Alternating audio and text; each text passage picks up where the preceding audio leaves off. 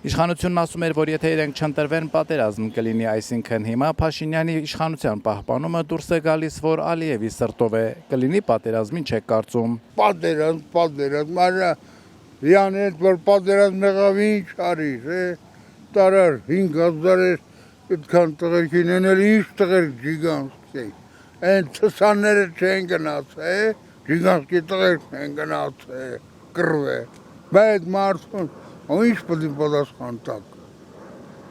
կամ ով կարա պատասխան տա, դրանց ծնողներին,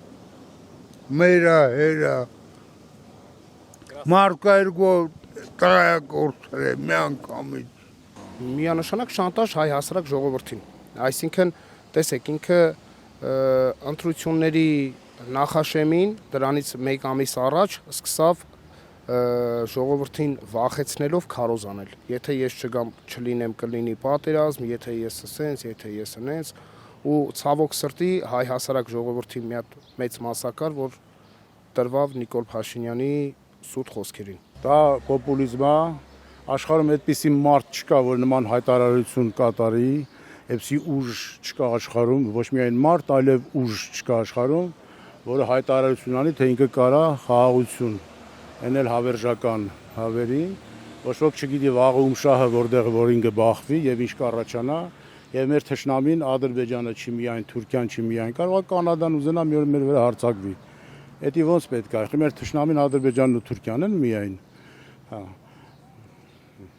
Չէ, ես կարծում եմ, դա պոպուլիստական հայտարարություն է, դա էլ թողիզներեն անգրագետները կարան դրան հավատան։ Իմ կարծիքով դա շանտաժ է։ Ես չեմ կարծում, որ պատերազմ կլինի։